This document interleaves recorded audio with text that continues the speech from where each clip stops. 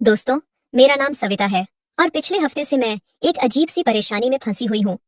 जब से अस्पताल से लौटी हूँ, मैं अपने आप से नजरें नहीं मिला पा रही हूँ। इतनी शर्मिंदगी और बेचैनी मुझे कभी महसूस नहीं हुई थी। मेरे मोहल्ले में रहने वाली मेरी दोस्त अंजलि ने मेरा हाल देखा और तुरंत समझ गई कि कुछ गड़बड़ है। उसने पूछा, क्या हुआ सविता, इतनी परेशान क्यों हो? मैंने बोला, कुछ नहीं यार, बस थोड़ी तकलीफ है। मैंने टालने की कोशिश की। अंजलि ने मुझे गौर से देखा और कहा, तुम्हें एक बार डॉक्टर मेहरा से मिलना चाहिए। वो स्त्री रोग विशेषज्ञ हैं, बहुत अच्छे डॉक्टर हैं। हमारे इस छोटे से कस्बे में महिलाओं को पुरुष डॉक्टरों के पास जाना अच्छा नहीं लगता था। सुनील मेरे पति हमेशा चाहते थे कि मैं सिर्फ महिला डॉक्टरों के पास ही जाऊं, लेकिन हाल ही में डॉक्टर मेहरा का नाम हर ओर गूंजने लगा था। उनके पिता भी प्रसिद्ध चिकित्सक थे और उनके निधन के बाद उनके बेटे ने क्लिनिक संभाल लिया था। धीरे धीरे लोगों का विश्वास जीत लिया था उन्होंने। हमारे क्षेत्र में वही एकमात्र अनुभवी स्त्री रोग विशेषज्ञ थे। लेकिन सुनील क्या कहेंगे? मैंने चिंतित होकर पूछा, तुम्हारी सेहत ज्यादा जरूरी है या सुनील की सोच? अंजलि ने मुझे झिड़का, कम से कम एक बार जाकर देखो तो सही। 2 दिन तक मैं अपने मन से जूझती रही। आखिरकार दर्द असहनीय हो गया और मैंने सुनील से बात की।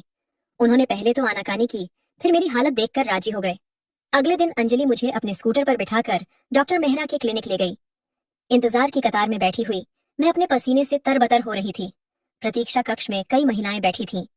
अंजलि ने मेरा हाथ थामते हुए कहा, अरे सविता, इतना मत घबराओ, बस 2 मिनट की बात है। वे सिर्फ तुम्हारी समस्या सुनेंगे और दवा दे देंगे। और वैसे भी वे बहुत सम्मानजनक तरीके से पेश आते हैं। मेरे नंबर का इंतजार करते करते मेरा दिल धड़क रहा था। 1 घंटे बाद आखिरकार मेरा नाम पुकारा गया और मैं अंदर गई। डॉक्टर मेहरा 40 के आसपास के एक सौम्य से व्यक्ति थे। उन्होंने मुझे देखते ही पूछा, नाम क्या है आपका और उम्र कितनी है? मैंने हकलाते हुए कहा, मेरा नाम सविता है और मेरी उम्र 33 साल है। फिर डॉक्टर मेहरा ने पूछा, क्या परेशानी है आपको? उन्होंने अपनी कुर्सी पर बैठते हुए पूछा। मैं नर्वस होकर अपने साड़ी के पल्लू से खेलने लगी। डॉक्टर साहब, वो मुझे मैं ठीक से शब्द नहीं निकाल पा रही थी। आप आराम से बताइए, उन्होंने धीरज से कहा। मैंने गहरी सांस ली और बोली, डॉक्टर साहब, मुझे नीचे जलन हो रही है और कुछ दिन से बहुत दर्द भी है। उन्होंने अपनी डायरी में कुछ लिखते हुए कहा, यह जलन कब से है? मैंने शर्माते हुए कहा, लगभग 1 हफ्ते से है। फिर उसने बोला, और क्या आपको पहले कभी ऐसी समस्या हुई है? नहीं, पहली बार हुई है। उन्होंने एक क्षण मुझे देखा और फिर कहा, देखिए, मुझे आपको चेक करना होगा ताकि सही समस्या पता चल सके। नहीं डॉक्टर साहब, मैंने तुरंत कहा। मेरा चेहरा लाल हो गया था। क्या आप बस दवा दे सकते हैं? देखिए सविता जी, बिना जांच के मैं सही दवा नहीं दे सकता। हो सकता है आपको कोई संक्रमण हो या कोई अन्य समस्या। सही इलाज के लिए जांच जरूरी है। मैंने अंजलि की तरफ मदद के लिए देखा, जो प्रतीक्षा कक्ष में रह गई थी। मैं अकेली थी और पसीने से तरबतर। सविता जी, डॉक्टर मेहरा ने धीरे से कहा, मैं समझता हूँ आप शर्मा रही हैं, लेकिन मैं एक डॉक्टर हूँ। मेरा काम केवल आपका इलाज करना है। अगर आप चाहें तो मैं एक नर्स को अंदर बुला सकता हूँ। मैंने अपने हाथों को मरोड़ते हुए कहा, नहीं ठीक है। मुझे लगा जैसे मेरे पैरों के नीचे से जमीन खिसक गई हो। डॉक्टर मेहरा ने मुझे एक अलग कमरे में जाने के लिए कहा, जहाँ एक पर्दे के पीछे एक बिस्तर था। उन्होंने मुझसे कुछ कपड़े उतारने के लिए कहा और फिर खुद बाहर चले गए। मैं हाथों से कांप रही थी। मैं जो रंग की सलवार कमीज पहने थी, वह अचानक मुझे बहुत पतली महसूस हुई। जब डॉक्टर मेहरा वापस आए, उन्होंने दस्ताने पहने और मुझे बिस्तर पर लेटने को कहा। मैं जैसे तैसे वहां लेटी, अपने कपड़ों को कसकर पकड़े हुए, जैसे वे उड़ जाएंगे। रिलैक्स कीजिए, उन्होंने कहा, अभी मैं जांच करूंगा। मैंने अपनी आंखें बंद कर लीं। मैं शर्म से पानी पानी हो गई थी। ये मेरी सुहागरात की तरह था, जब पहली बार किसी पुरुष ने मुझे इस तरह से देखा था। लेकिन वह सुनील था, मेरे पति। यहाँ मैं एक अजनबी के सामने थी, चाहे वह डॉक्टर ही क्यों न हो। जांच खत्म होने के बाद डॉक्टर मेहरा ने मुझे वापस उनकी मेज के पास आने को कहा। वे कुछ देर चुप रहे, कुछ लिखते रहे। फिर उन्होंने धीरे से कहा, सविता जी, आपको बहुत बड़ी संक्रमण है। क्या आपने हाल ही में कोई नया साबुन या इंटीमेट वॉश इस्तेमाल किया है? मैंने अपनी नजरें नीचे रखते हुए झूठ बोला, हाँ, एक नया साबुन आया था मार्केट में। डॉक्टर मेहरा ने मेरी आंखों में देखा और मुझे ऐसा लगा जैसे वे मेरे झूठ को भांप गए हों। वे हल्के से मुस्कुराए, जैसे कह रहे हों कि वे सच जानते हैं लेकिन कुछ कहेंगे नहीं। देखिए, मैं आपको एंटीबायोटिक और एंटी फंगल क्रीम दे रहा हूँ। इन्हें 15 दिनों तक इस्तेमाल करें। और हाँ, उन्होंने अपनी आवाज थोड़ी धीमी करते हुए कहा, इस दौरान पति के साथ शारीरिक संबंध से बचें। संक्रमण गंभीर है और फैल सकता है। मेरा चेहरा शर्म से और लाल हो गया। जी डॉक्टर साहब, मैंने फुसफुसाते हुए कहा। और 2 हफ्ते बाद फॉलोअप के लिए आइएगा, उन्होंने पर्ची थमाते हुए कहा। मैं वहां से निकलकर अंजलि के पास आई, जो अभी भी मेरा इंतजार कर रही थी। क्या हुआ? उसने तुरंत पूछा। बाद में बताऊंगी, मैंने कहा। मैं अभी किसी से भी बात करने के मूड में नहीं थी। घर पहुंचकर मैंने सुनील को सब कुछ बताया कि मुझे संक्रमण है और हमें कुछ दिनों के लिए दूर रहना होगा। वे समझ गए और मेरी तकलीफ देखकर चिंतित हो गए। 15 दिनों बाद मुझे काफी राहत महसूस हुई थी, लेकिन फॉलोअप के लिए जाना अभी बाकी था। मैंने अंजलि को फोन किया। अंजू, क्या तुम कल मेरे साथ फिर से डॉक्टर मेहरा के पास चलोगी? मेरा फॉलोअप है, अंजू बोली। अरे यार, मुझे माफ करना, मेरी बेटी की परीक्षा है, कल मैं उसे छोड़कर नहीं जा सकती। पर तुम्हें अब क्या डर? तुम तो जानती हो रास्ता, एक बार जा चुकी हो, अब तो आसानी होगी। अगले दिन मैं अकेली ही डॉक्टर मेहरा के क्लिनिक पहुंची। वेटिंग रूम में बैठकर मेरा दिल पहले से कुछ कम धड़क रहा था, पर फिर भी कुछ अजीब सी घबराहट थी। जब मेरा नंबर आया तो मैं अंदर गई। कैसा महसूस कर रही हैं अब? डॉक्टर मेहरा ने अपनी कुर्सी से उठकर पूछा। पहले से बेहतर हूँ, आपकी दवा से काफी आराम मिला है, मैंने कहा। लेकिन कभी कभी अभी भी हल्का दर्द होता है, उन्होंने अपने चश्मे को ठीक करते हुए कहा। एक बार फिर से चेक कर लेते हैं ताकि सुनिश्चित हो जाए कि संक्रमण पूरी तरह ठीक हुआ है या नहीं। इस बार मैं पिछली बार की तुलना में कम शर्मिंदा थी। जब मैं जांच वाले कमरे में गई, वहां एक नर्स भी मौजूद थी। डॉक्टर मेहरा ने आदत के अनुसार दस्ताने पहने। सविता जी, क्या आप तैयार हैं? उन्होंने पूछा। मैंने हल्के से सिर हिलाया। फिर उन्होंने नर्स से कुछ फाइल लाने के लिए कहा, और जैसे ही नर्स कमरे से बाहर निकली, डॉक्टर मेहरा ने धीमे स्वर में कहा, मुझे लगता है मुझे पता है आपकी समस्या किस कारण हुई, लेकिन मैं यह सलाह दूंगा कि आगे से ऐसा न करें। मैं हैरान रह गई। क्या न करूं? मैंने घबरा कर पूछा। आप विवाहित हैं ना? उन्होंने बिना आंखें मिलाए पूछा। एक लंबी चुप्पी छा गई। यहाँ मैं अपनी कहानी में थोड़ा पीछे जाना चाहती हूँ और आपको बताना चाहती हूँ कि मेरी शादी कैसे हुई थी। मैं एक छोटे से गांव से हूँ, जहाँ मेरे पिता छोटी सी खेती करते थे। मुझे पढ़ना बहुत पसंद था, लेकिन 18 साल की उम्र में ही मेरे माता पिता ने मेरी शादी सुनील से करवा दी, जो शहर में एक छोटी सी किराने की दुकान चलाता था। शादी के बाद मैं अपने गांव से इस कस्बे में आ गई। शादी के समय मुझे पति पत्नी के बारे में बहुत कम जानकारी थी। मेरी माँ ने बस इतना ही कहा था कि जो पति कहे वही करना। मुझे यह भी नहीं पता था कि क्या सामान्य है और क्या नहीं। यहाँ आने के बाद मेरी अंजलि से दोस्ती हुई। वह मुझसे 5 साल बड़ी थी और शहर में पली बड़ी थी। एक दिन जब मैं रो रही थी, उसने मुझसे पूछा, क्या बात है? मैंने शर्माते हुए बताया कि सुनील मेरे साथ बहुत जल्दी जल्दी काम निपटा लेते हैं और मुझे कुछ महसूस नहीं होता। अंजलि ने हंसकर कहा, अरे ये तो आम बात है, कई मर्द ऐसे ही होते हैं। फिर उसने मुझे अपने लैपटॉप पर कुछ वीडियो दिखाए जो महिलाओं के लिए थे। मैं चौंक गई। मैंने कभी ऐसा नहीं देखा था। क्या सभी इतना लंबा चलता है? मैंने अविश्वास से पूछा। अंजलि ने हंसकर कहा, लगता है तुम्हारे सुनील तुरंत मेल सेवा देते हैं। इसके बाद अंजलि ने मुझे बहुत कुछ सिखाया कि एक औरत को भी अपने आनंद का अधिकार है, कि शादी में दोनों का सुख महत्वपूर्ण है। धीरे धीरे मुझे समझ में आया कि मैं कितना कुछ मिस कर रही थी। सुनील बस अपना काम खत्म करके सो जाते और मैं जागती रह जाती। एक दिन अंजलि ने मुझे एक महिला पत्रिका दी, जिसमें औरतों के स्वसुख के बारे में लिखा था। उसमें बताया गया था कि जब पति से वह सुख न मिले तो औरतें कैसे खुद को संतुष्ट कर सकती हैं। मुझे इससे एक नई दुनिया का पता चला। अंजलि ने मुझे इंटरनेट पर ऐसी साइट्स भी दिखाई जहां महिलाओं के लिए कुछ खास सामान बिकते थे। शुरू में मुझे अजीब लगा, पर धीरे धीरे मुझे समझ आया कि यह सब बहुत आम है। फिर जब सुनील काम पर होते या रात को जल्दी सो जाते, तो मैं उन तरीकों से खुद को संतुष्ट करने लगी। लेकिन अनुभव की कमी और जल्दबाजी में मैंने ऐसे उपकरण का उपयोग किया जिससे मुझे चोट लग गई, और यही वह संक्रमण का कारण बन गया जिसके लिए मैं डॉक्टर मेहरा के पास गई थी। और अब डॉक्टर मेहरा ने मेरी आंखों में देखकर सब समझ लिया था। सविता जी, उन्होंने धीरे से कहा, ऐसी चीजों का उपयोग करते समय सावधानी बरतनी चाहिए, संक्रमण गंभीर हो सकता है। मैंने शर्म से सिर झुकाकर कहा, डॉक्टर साहब, सच बताऊं तो मैं बहुत परेशान हूँ। डॉक्टर मेहरा ने अपना चश्मा उतारते हुए कहा, मुझे विवरण नहीं सुनना है। मैं समझ सकता हूँ कि आप विवाहित हैं और शायद आपको वह संतुष्टि नहीं मिल रही जो मिलनी चाहिए। मेरा चेहरा लाल हो गया, लेकिन डॉक्टर की समझदारी ने मुझे हिम्मत दी। हाँ बिल्कुल, यही बात है, मैंने कहा। क्या कोई उपाय है? मैं भी दूसरी औरतों की तरह अपने पति के साथ खुशहाल जीवन जीना चाहती हूँ।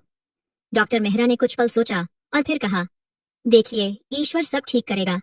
मैं आपको एक चिकित्सक का कार्ड देता हूँ। आप अपने पति को उनके पास ले जाइए और आप 1 हफ्ते बाद फिर से मेरे पास आइएगा। क्या फिर से आना होगा? मैंने पूछा। हाँ, एक अंतिम जांच के लिए। अभी भी थोड़ा संक्रमण बाकी है। अगली बार मैं आपको एक बेहतर दवा दूंगा। मैं दवा लेकर घर आ गई और डॉक्टर की सलाह पर अमल करना शुरू कर दिया। लेकिन उस दिन से मुझे एक अजीब सी बेचैनी महसूस होने लगी। डॉक्टर मेहरा की उपस्थिति, उनका व्यवहार, और जब उन्होंने मेरा परीक्षण किया तब वह अनुभव, सब कुछ मेरे दिमाग में घूमने लगा। मैं जानती थी कि वह एक डॉक्टर हैं, एक पेशेवर, लेकिन वे भी तो एक इंसान है, उन्हें भी तो भावनाएं होती होंगी। उनकी हल्की सी मुस्कान, उनकी आंखें, उनकी आवाज, मैं चाहकर भी उन्हें अपने दिमाग से निकाल नहीं पा रही थी। घर आने के अगले दिन मैंने अंजलि से कहा, अंजू वो डॉक्टर मेरे दिमाग से निकल ही नहीं रहा, और जब उन्होंने मुझे चेक किया तो मैंने मैंने मैं अपनी बात पूरी नहीं कर सकी। अंजलि ने मेरी बात सुनकर पहले तो हंसी, फिर उसकी आंखें चमक उठी। अरे वाह, मामला तो रोचक हो गया। क्या मतलब? मैंने शर्माते हुए पूछा। कुछ नहीं, उसने मुस्कुराते हुए कहा और अपने फोन से एक वीडियो शेयर की। इसे देख लेना, शायद कुछ मदद मिले।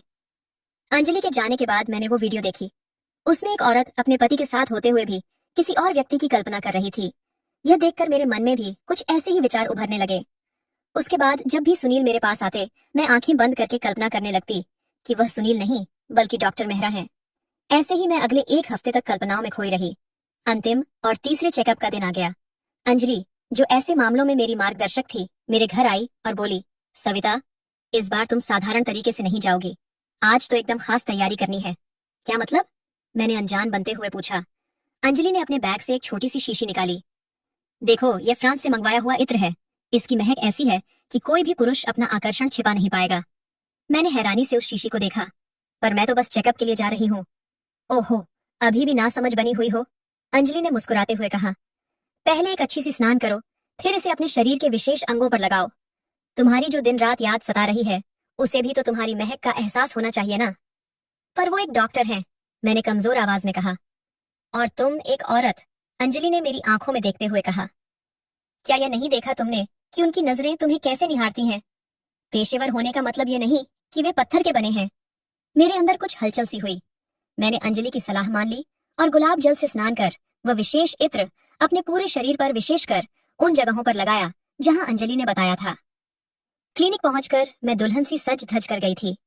एक लाल रंग की साड़ी पहनी थी, जो मैंने शादी के बाद किसी विशेष अवसर पर ही पहनी थी।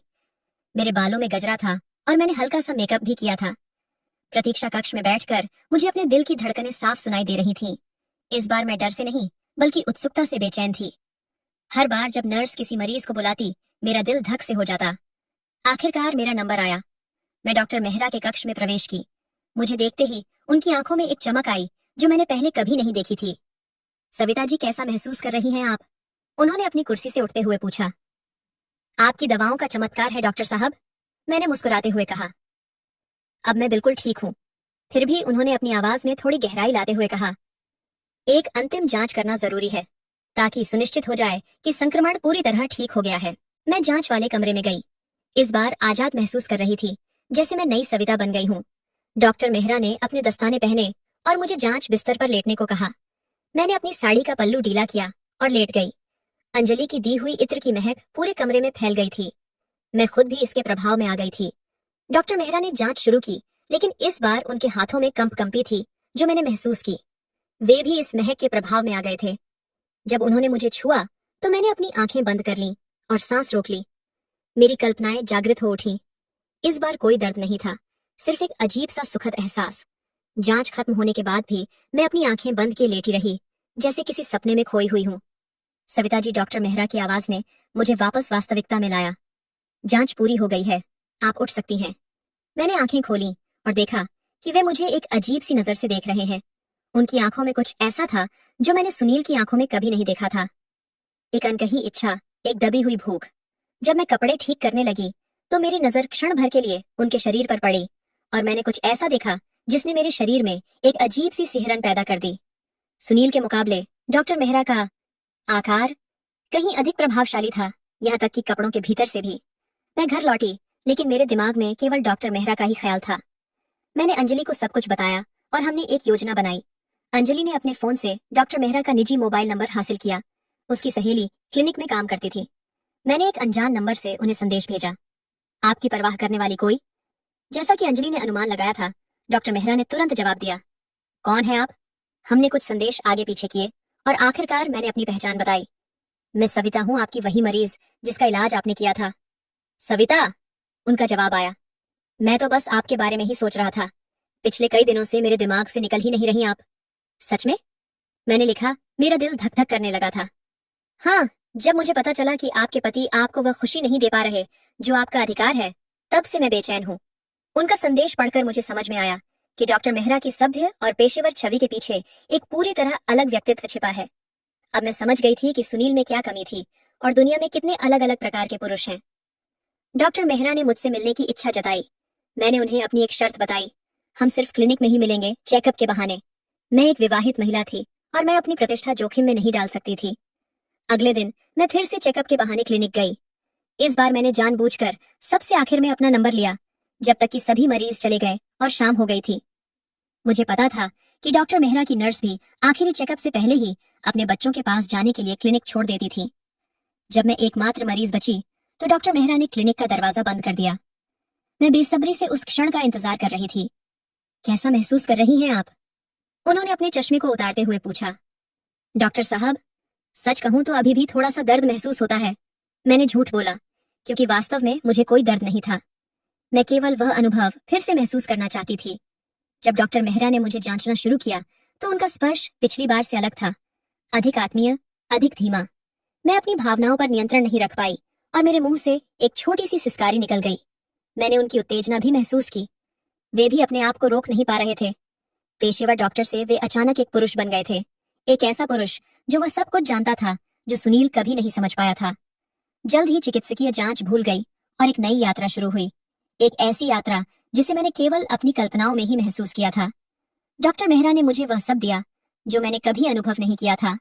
सम्मान, देखभाल, धीरज और पूर्ण संतुष्टि। जब सब कुछ खत्म हुआ, मैं एक नई महिला की तरह महसूस कर रही थी। मैंने तय कर लिया कि मैं अब हमेशा डॉक्टर मेहरा के पास जाऊंगी और मैंने मानसिक रूप से सुनील से दूरी बना ली। अंजलि मेरी सलाहकार बनी रही। हर बार वह मुझे नए नए सुझाव देती। ये नया परफ्यूम आजमाओ, ये लिंजरी पहनो, अपने बालों को इस तरह बनाओ। और मैं उसकी हर सलाह का पालन करती, हर बार किसी न किसी स्वास्थ्य समस्या का बहाना बनाकर दिन के अंत में डॉक्टर मेहरा के क्लिनिक में मिलने चली जाती। तो दोस्तों, यह थी आज की कहानी। आपको यह कैसी लगी हमें कमेंट में जरूर बताएं। अगर कहानी पसंद आई तो लाइक करें, शेयर करें और सब्सक्राइब करें। धन्यवाद।